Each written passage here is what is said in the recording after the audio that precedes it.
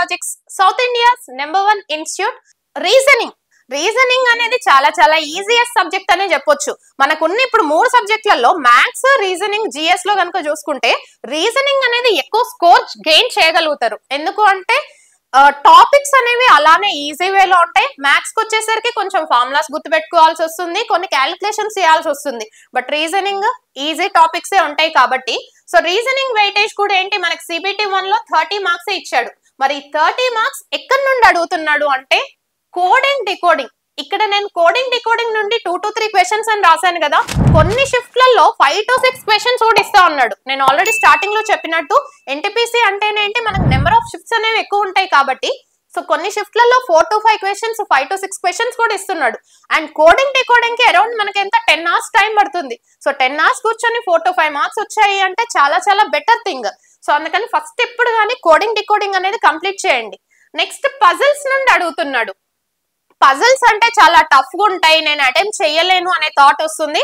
But puzzle ఇచ్చినప్పుడు ఆ puzzle లో ఎలాంటి స్టేట్మెంట్ మీద ఫోకస్ పెట్టొచ్చు, ఏ స్టేట్మెంట్ మీద ఫోకస్ పెడితే మనకి ఇన్ఫర్మేషన్ అనేది వస్తుంది, వాటిని ఎలా ఫైండ్ అవుట్ చేయాలి, ఇవన్నీ పాయింట్స్ కూడా నేను మన VMR లాజిక్స్ యాప్ లో ఇంక్లూడ్ చేశాను, ఎక్స్ప్లెయిన్ చేశాను కూడా ఏ పాయింట్ మీద ఫోకస్ పెడితే సొల్యూషన్ వస్తుంది అని.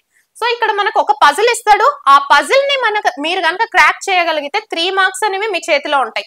సో అందుకనే ఆ పజిల్స్ కూడా క్లియర్ గా ఎక్స్ప్లెయిన్ చేసాం. నెక్స్ట్ సీటింగ్ అరేంజ్మెంట్ కి సంబంధించిన క్వశ్చన్స్. సో ఈ సీటింగ్ అరేంజ్మెంట్ కి సంబంధించి లీనియర్ అరేంజ్మెంట్ అడగొచ్చు, సర్క్యులర్ అరేంజ్మెంట్ అడగొచ్చు. ఏది అడిగినా సరే ఆ లీనియర్ అరేంజ్మెంట్ అడగని, సర్క్యులర్ అరేంజ్మెంట్ అడగని, వాటిలో ఏ స్టేట్మెంట్ మీద ఫోకస్ పెట్టాలి, మనకి అరౌండ్ 5 to 6 స్టేట్మెంట్స్ అనేవి ఇస్తాడు. చాలా మందికి డౌట్ ఏంటి అంటే అసలు నేను ఏ స్టేట్మెంట్ నుండి స్టార్ట్ చేయాలి, నాకు స్టార్ట్ చేయడం రావట్లేదు కాబట్టి అరేంజ్మెంట్ నేను చేయలేకపోతున్నా అంటే సీటింగ్ అరేంజ్మెంట్ నుండి మనకు మినిమం 2 to 3 క్వశ్చన్స్ అనేవి ఇస్తా ఉన్నాడు. సో అలాంటప్పుడు మీరు సీటింగ్ అరేంజ్మెంట్ ఎలా వదిలేస్తారు, రైట్? సో దాంట్లో ఏ స్టేట్మెంట్ మీద ఫోకస్ పెట్టాలి, ఏ స్టేట్మెంట్ నుండి ఇన్ఫర్మేషన్ అనేది వచ్చింది అనే పాయింట్స్ నేను మనకు క్లియర్ గా యాప్ లో డిస్కస్ చేసా. సో సీటింగ్ అరేంజ్మెంట్ ఈజీగా కంప్లీట్ చేయొచ్చు. నెక్స్ట్ బ్లడ్ రిలేషన్స్ నుండి 2 క్వశ్చన్స్ అడుగుతున్నాడు. ఒకటి ఏంటి అంటే for example Poynting towards a person అని చెప్తా ఉంటాడు. సో ఇక్కడ ఒక ఫోటోగ్రాఫ్ ఉంది, ఈ ఫోటోగ్రాఫ్ లో ఒక పర్సన్ ఉన్నారు, ఆ పర్సన్ నాకు ఏమవుతారు అనేసి ఒక రిలేషన్షిప్ ని ఫామ్ చేసి క్వశ్చన్ అడుగుతున్నాడు. నెక్స్ట్ సింబల్స్ ని బేస్ చేసుకొని అంటే P/Q అంటే P is son of Q అని, P+Q అంటే P is daughter of Q అని. సో అలా ఏవైతే మనకి సింబల్స్ ఉన్నాయో సింబల్స్ ని బేస్ చేసుకుని క్వశ్చన్స్ అడుగుతున్నాడు.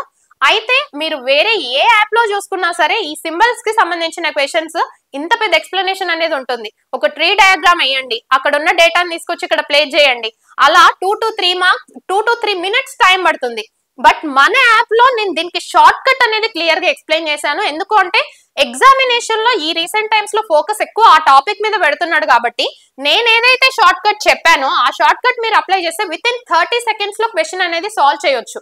ఎందుకు మీరు ఊరికే షార్ట్ కట్ అంటున్నారు అని అంటే నేను టైం మేనేజ్మెంట్ గురించి మీకు లాస్ట్ లో క్లియర్ గా మాట్లాడతాను. టైం మేనేజ్మెంట్ అనేది ఎంత పెద్ద కీ రోల్ ప్లే చేస్తుంది అనే పాయింట్ లాస్ట్ లో డిస్కస్ చేద్దాం. ఫస్ట్ మనం కాన్సెప్ట్స్ మాట్లాడుతున్నాం కదా. నెక్స్ట్ సిలాగ్స్ కి సంబంధించి సిలాగ్స్ నుండి 2 క్వశ్చన్స్ అడుగుతున్నాడు. రైల్వే లెవెల్లో అది NTPC గానీ ALP గానీ JEE గానీ సిలాగ్స్ నుండి క్వశ్చన్స్ అనేవి బేసిక్ లెవెల్లోనే వస్తున్నాయి. అంటే ఆల్ సమ్ ఇస్తా ఉన్నాడు. బట్ ఈసారి నోటిఫికేషన్ లో మనం నెగటివ్ కన్క్లూజన్, నెగటివ్ స్టేట్మెంట్స్ ని మీద ఫోకస్ పెడతాడు అనే పాయింట్ డిస్కస్ చేసాం. సో వాటిని ఇంక్లూడ్ చేసుకుంటూ ఎక్స్పెక్టెడ్ క్వశ్చన్స్ ఏమొస్తాయి అనేది పాయింట్స్ కూడా యాప్ లో మాట్లాడాం. నెక్స్ట్ ఎనాలజీ నుండి 2 to 3 క్వశ్చన్స్. ఎనాలజీ చాలా ఇంపార్టెంట్ మోడల్. ఎనాలజీలో నెంబర్ ఎనాలజీ అడగొచ్చు, లెటర్ ఎనాలజీ అడగొచ్చు, వర్డ్ ఎనాలజీ అడగొచ్చు. సో ఇవన్నీ కూడా మాట్లాడాం అండ్ చాలా తక్కువ టైంలో ఎనాలజీ టాపిక్ కంప్లీట్ చేసేయచ్చు. నెక్స్ట్ నెంబర్ సిరీస్ నుండి ఈ వెయిటేజ్ నేను ఇక్కడ రాసిన వెయిటేజ్ మినిమం వెయిటేజ్ 2 క్వశ్చన్స్ అనేసి అంటే 2 మార్క్స్ అనేసి. బట్ కొన్ని షిఫ్ట్స్ లో ఏంటి అంటే నెంబర్ సిరీస్ నుండి 4 to 5 క్వశ్చన్స్ అనేవి ఇస్తున్నాడు. ఈ నెంబర్ సిరీస్ ని మాత్రం వదలడానికి లేదు, ఎందుకు అంటే కొన్ని షిఫ్ట్స్ లో మాక్సిమం వెయిటేజ్ 5కి వెళ్తున్నాడు కాబట్టి. అండ్ అది కూడా ఈజియెస్ట్ టాపికే. అరౌండ్ మన యాప్ లో 8 to 9 hours లో నెంబర్ సిరీస్ అనేది కంప్లీట్ అయిపోతుంది. Next missing numbers. అయితే ఈ మిస్సింగ్ నెంబర్స్ ఏంటి అంటే చాలా మంది ఈ మోడల్స్ వదిలేస్తూ ఉంటారు. మిస్సింగ్ నెంబర్ కి సంబంధించి క్వశ్చన్స్ అనేవి టఫ్ ఉంటాయి అనేసి చాలా మంది ఫీలింగ్. బట్ ఆ మిస్సింగ్ నెంబర్స్ ని ఎలా ఫైండ్ అవుట్ చేయొచ్చు, ఎలాంటి స్ట్రాటజీస్ మనం వాడి క్వశ్చన్ సాల్వ్ చేయొచ్చు అనే పాయింట్స్ మనం యాప్ లో డిస్కస్ చేసాం. అండ్ మిస్సింగ్ నెంబర్స్ అనే కాదు సెట్స్ కి సంబంధించిన క్వశ్చన్స్ చెప్పేటప్పుడు కూడా నేను ఒక పాయింట్ చెప్పాను. మీరు ఎగ్జామ్ క్రాక్ చేయాలి అంటే ఇవన్నీ అందరు చేయగలుగుతారు. ఏవైతే మనం ఎక్స్ప్లెయిన్ చేసిన ప్రీవియస్ గా పాయింట్స్ ఉన్నాయో అవన్నీ నెంబర్ సిరీస్ చేయమంటే 8 hours కూర్చుంటారు చేసేస్తారు, అనాలజీ చేయమంటే కూర్చుంటారు చేసేస్తారు. బట్ మిస్సింగ్ నెంబర్స్ కి సంబంధించిన క్వశ్చన్స్ అందరు ఆ క్వశ్చన్స్ ని సాల్వ్ చేయలేరు. ఎవరైతే ఒక క్వశ్చన్ ని సాల్వ్ చేయలేరు, ఒక టాపిక్ ని సాల్వ్ చేయలేదు అనిపిస్తారో వాటి మీదనే మీరు ఎక్కువ ఫోకస్ పెట్టాలి. అవే పాయింట్స్ ని మనం యాప్ లో కూడా ఇంక్లూడ్ చేసాం. మిస్సింగ్ నెంబర్స్ చాలా మంది ఎక్స్ప్లెయిన్ చెయ్యరు కూడా, వదిలేస్తా ఉంటారు. అండ్ ఆ మిస్సింగ్ నెంబర్స్ 2 questions కదా పక్కన పెట్టేసేయండి అని కూడా చెప్తా ఉంటారు. బట్ మేమేంటి అంటే స్టూడెంట్ కి ఎండ్ ఆఫ్ ది డే మన దగ్గరకు వచ్చారు అంటే వాళ్ళు వాళ్ళ డ్రీమ్ జాబ్ ని గెట్ ఇన్ అయ్యి వెళ్ళాలి అన్న ఉద్దేశంతో ఈ మిస్సింగ్ నెంబర్స్ కి సంబంధించిన క్వశ్చన్స్ ఎలా క్రియేట్ చేయాలి, ఎలాంటి క్వశ్చన్స్ అడుగుతున్నాడు, ఎలాంటి స్ట్రాటజీస్ అప్లై చేయాలి అనే పాయింట్స్ మనం ఇంక్లూడ్ చేసాం. నెక్స్ట్ వెన్ డయాగ్రామ్ నుండి చాలా బేసిక్ క్వశ్చన్ 1 question ఇస్తా ఉంటాడు అండ్ ఈజియెస్ట్ క్వశ్చన్ అక్కడ ఇచ్చేది. డైరెక్షన్స్ నుండి 1 to 2 questions ఇస్తా ఉన్నాడు. డైరెక్షన్స్ లో డిస్టెన్స్ ఫైండ్ అవుట్ చేయడం అనేసో లేదు షాడోస్ గురించి రిలేటెడ్ క్వశ్చన్స్ అడుగుతా ఉన్నాడు. దెన్ ఆడ్ వన్ అవుట్ నుండి ఎక్కువ వెయిటేజ్ ఇస్తా ఉన్నాడు 2 to 3 questions. అయితే ఈ ఆడ్ వన్ అవుట్ అనేది నెంబర్ ఆడ్ వన్ అవుట్ కావచ్చు, లెటర్ ఆడ్ వన్ అవుట్ కావచ్చు, వర్డ్ ఆడ్ వన్ అవుట్ కావచ్చు. సో 3 questions ఇచ్చాడు అంటే ఒకటి నెంబర్ నుండి, ఒకటి లెటర్ నుండి, ఒకటి వర్డ్ నుండి ఇస్తా ఉన్నాడు. సో వాటికి ఎలాంటి ప్రియారిటీస్ ఇస్తాం అనేసి కూడా మనం ఇంక్లూడ్ చేసాము. నెక్స్ట్ క్యాలెండర్స్ నుండి ఒకటే క్వశ్చన్ అడుగుతున్నాడు, చాలా బేసిక్ క్వశ్చన్. ర్యాంకింగ్ నుండి 1 to 2 questions. Next alpha numeric series మీద ఎక్కువ ఫోకస్ పెడుతున్నాడు, దాంట్లో నుండి 2 questions. So alpha numeric series వచ్చేసి మనం విఎంఆర్ లాజిక్స్ యాప్ లో అరౌండ్ ఒక 7 to 8 hours సెషన్ అనేది ఇచ్చాము. ఆ 7 to 8 hours లో మీకు క్వశ్చన్స్ ఏంటి అంటే ఎగ్జాంపుల్స్ అనేవి ఒక 4 to 5 ఎగ్జాంపుల్స్ ఉంటాయి ఒక కాన్సెప్ట్ కి సంబంధించి. బట్ మీరు బాగా ప్రాక్టీస్ చేస్తే ఒక 2 to 3 questions కంప్లీట్ చేసినా సరే అయిపోతుంది. సో అందుకని మనకి యాప్ లో 7 to 8 hours సెషన్ ఉన్నా సరే మీరు ఆ క్వశ్చన్స్ అన్నింటినీ ఒక 5 to 6 hours లో కంప్లీట్ చేయొచ్చు. సో ఆ 5 to 6 hours కూర్చుంటే 2 marks అనేవి మీ చేతిలో ఉంటాయి. నెక్స్ట్ క్లాక్స్ నుండి 1 to 2 questions. అలానే మ్యాథమెటికల్ ఆపరేషన్స్. సో ఈ మ్యాథమెటికల్ ఆపరేషన్స్ కి సంబంధించి క్వశ్చన్స్ అనేవి లేకుండా ఎలాంటి క్వశ్చన్ పేపర్ కూడా ప్రిపేర్ అవ్వదు. మ్యాథమెటికల్ ఆపరేషన్స్ అంటే addition, subtraction, multiplication, division, BODMAS rule ఏదైతే చెప్పుకున్నామో ఆ బాడ్ మాస్ రూల్ కి సంబంధించిన క్వశ్చన్స్ అడుగుతా ఉన్నాడు. నెక్స్ట్ ఫైనల్లీ క్రిటికల్ రీజనింగ్ అలానే non verbal reasoning. Non verbal అంటే ఏం లేదు, వర్బల్ అంటే ఏంటి మనం మాట్లాడడం, నాన్ వర్బల్ అంటే ఏంటి అంటే మాట్లాడడానికి రానివి, మాట్లాడలేనివి అంటే ఏంటి బొమ్మలా గీస్తా ఉంటాం కదా. సో అలా పిక్చర్ కి సంబంధించిన క్వశ్చన్స్ అన్ని నాన్ వర్బల్ లో ఉంటాయి. సో దీంట్లో నుండి 5 to 6 marks అడుగుతున్నాడు. ఈ 5 to 6 marks లో ఎక్కువ ఫోకస్ పెడుతుంది counting of figures. Figure counting లో ట్రయాంగిల్స్ ని ఫైండ్ అవుట్ చేయమని, స్క్వేర్స్ ని ఫైండ్ అవుట్ చేయమని, రెక్టాంగిల్స్ ని ఫైండ్ అవుట్ చేయమని అలాంటి క్వశ్చన్స్ అడుగుతా ఉన్నాడు కౌంటింగ్ ఆఫ్ ఫిగర్స్. నెక్స్ట్ ఏంటి అంటే డైస్ కి సంబంధించి క్వశ్చన్స్ అడుగుతున్నాడు. ఇంకా మిగతావి నాన్ వర్బల్ రీజనింగ్ లో సిరీస్ కావచ్చు, odd one out, hidden figures, ఇవన్నీ కూడా మనం నాన్ వర్బల్ రీజనింగ్ లో డిస్కస్ చేసాం.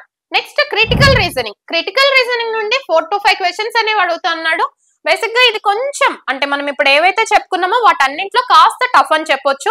దాంట్లో ఏంటి statement and assumption, statement and argument, statement and assumptions, next conclusions, అలానే డెసిషన్ మేకింగ్, ఇవన్నీ ఇస్తా ఉంటాడు. వాటిల్లో కొన్నిసార్లు ఏంటి అంటే కన్ఫ్యూజ్ అవుతా ఉంటారు.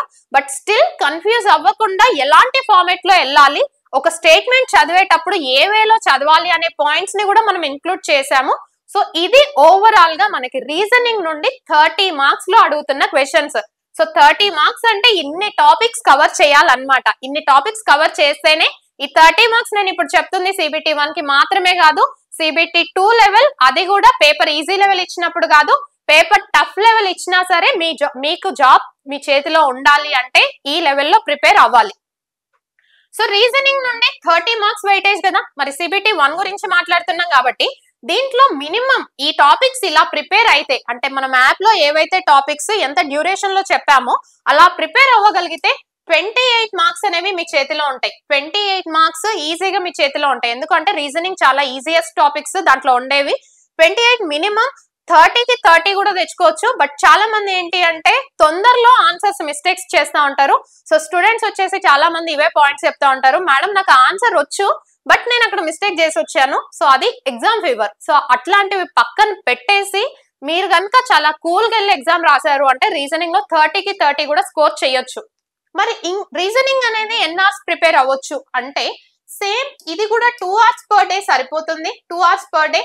అది మళ్ళీ మ్యాథ్స్ వాళ్ళకి నాన్ మ్యాథ్స్ వాళ్ళకి అంటే మ్యాథ్స్ వాళ్ళైనా మ్యాథ్స్ బ్యాక్గ్రౌండ్ ఉన్నా నాన్ మ్యాథ్స్ బ్యాక్గ్రౌండ్ ఉన్నా సరే 2 hours కూర్చుంటే సరిపోతుంది. ఎందుకంటే దీంట్లో మ్యాథ్స్ రిలేటెడ్ కంటెంట్ ఎందుకు ఉంటుంది, బేసిక్ వాల్యూసే కదా ఉండేది, ఎవరైనా ఒకటే లెవెల్లో అర్థమవుతుంది. కాబట్టి జస్ట్ 2 hours స్పెండ్ చేశారు అని అంటే మీకు ఈ టాపిక్స్ అన్ని కూడా ఫిబ్రవరిలో ఎగ్జామ్ ఉంది అనుకున్నా సరే ఆ టైంలోపు ఈ టాపిక్స్ అన్ని కంప్లీట్ అయిపోతాయి. ఫర్దర్ గా మీకు ఏమైనా డీటెయిల్స్ కావాలి అంటే సో వీడియోలో స్క్రోలింగ్ అనేది వస్తుంది కదా నెంబర్స్, ఆ నెంబర్స్ ని కాంటాక్ట్ అవ్వచ్చు. Right, thank you so much to everyone, all the very best, by by, take care.